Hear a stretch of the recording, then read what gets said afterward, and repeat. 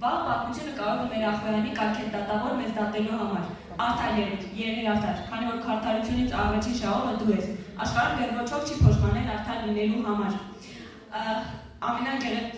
Ամենագեղեցիկ աշխարհում իմ մոր աչքերն են, ասել է հոգևարում Նիշեն։ Ամենաբարին աշխարհում իմ մոր դեմքն է, ասում եմ ես։ Մայր, հայ մայր, դու որ եւ մատր դոլորասա, թավթության մայր, եւ մահերացի խանդու, երեցուսօրհնություն քեզ։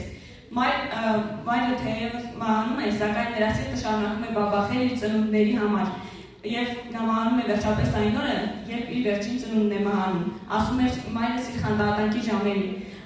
Կալանավոր էի ցարի օրով եւ մայրս ամեն կիրակի ինձ այցի էր գալիս, գյուղից, ոտքով էր գալիս։ Նրան նիոբիական վշտից ազդված զայրանում էր եւ ասում, որ ինձ համար իրանց ներզողում։ Ինչու ասում էր նա, ես կապ նստեմ, կապ վայելեմ եւ դու զրկանքների ու ցավերի մեջ ես։ Քույրերս պատմում են, որ նախքան քաղաք գալը նա հսկում է կանգնում տիրամոր արձանի առաջ, արի ու լալիս, կուրծքը քսու քարերի մինչև արյունե ստինքները, ցանկանում է խեղճկինը, որ քարերն են իր ցավը զգան։ Այսպիսին է մայրը, որի նման են բոլոր հայ մայրերը։ Բրավո։